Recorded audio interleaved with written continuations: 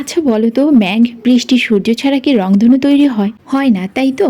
তোমাদের মনে আছে আমি একটা টেক্সচার আর্ট করেছিলাম, বহু আর্ট, যেটাতে আমি ফেলে দেওয়া টিস্যুগুলো ইউজ করেছিলাম।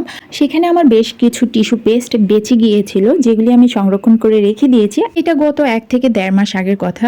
তো এগুলি আজকে আমি কাজে লাগাবো, আর স্টেপ বাই স্টেপ তোমাদের সাথে অনেক কিছু শেয়ার করব। সাথেই থাকবে আশা করি শেষ পর্যন্ত।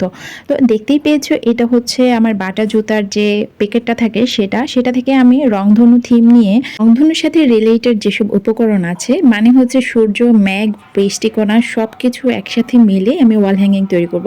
তো আমি এগুলো কেটে নিয়েছি। কেটে নিয়ে তারপর আমি মাস্কিং ট্যাপ দিয়ে সাইডটা একটু কভার করে দিয়েছি, যেন কার্ডবোর্ডের যে বাইরের একটা অংশ থাকে এটা না বোঝা যায়। আমি আগেই বলে নিয়েছি যে আমি এখানে টিস্যু পেস্ট ইউজ করছি। এটা আমি আবার একটু বলে দেই যে আমি টিস্যুটাকে ভিজিয়ে রেখে এটা ব্লেন্ড করে নিয়ে তারপর এটাতে গ্লু অ্যাড করেছি। আর এটা গত 1-1.5 মাস আগের কথা। তখন কিন্তু এটা কালার মিশাইনি। কালার আমি জাস্ট যখন কাজ করব আমার প্রয়োজন অনুযায়ী কালার মিশাচ্ছি। আর এটা আমি সংরক্ষণ করেছিলাম নর্মাল ফ্রিজে, একটা এয়ারটাইট বক্সে। এটা এখনও অনেক ভালো আছে। আমি জাস্ট ফ্রিজ থেকে নামিয়ে এটাতে কালার মিক্সড আপ করে তারপর কাজটা করছি।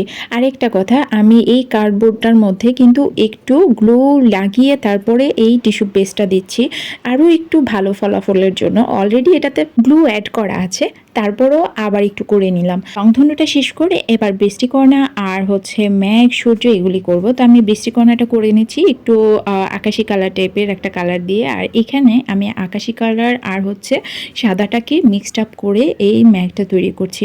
মেঘটা তৈরি হওয়ার পরে আমি সূর্যটা তৈরি করব। সূর্যটার মধ্যেই আমি হলুদ আর কমলা এই দুইটা রং ইউজ করেছি। রংধনুতে চেষ্টা করেছি অ্যাকুরেট রংধনুতে যে কালার থাকে সেই কালার সিকোয়েন্সটা মেনটেন করার জন্য।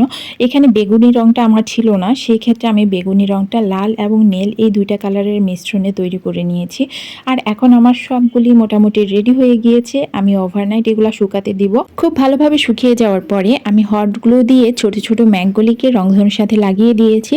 আর তোমরা দেখতে পেয়েছো আমি রক সুতা নিয়েছি। এই রক সুতার সাথে আমি বৃষ্টিকণাগুলিকে হট গ্লু দিয়ে অ্যাটাচ করে দিব। আর নিচের দিকটায় যদি একটু বৃষ্টিকণা থাকে দেখতে ভীষণ ভালো লাগে, তাই না? যারা বিগিনার আছো হট গ্লুটা ইউজ করে অভ্যস্ত না, তাদের ক্ষেত্রে বলবো হট গ্লু ইউজ করার ক্ষেত্রে একটু সাবধানতা অবলম্বন করতে হবে, কারণ হট গ্লুটা অনেক গরম থাকে, যেটাতে হাত পুড়ে যাওয়ার সম্ভাবনা থাকে।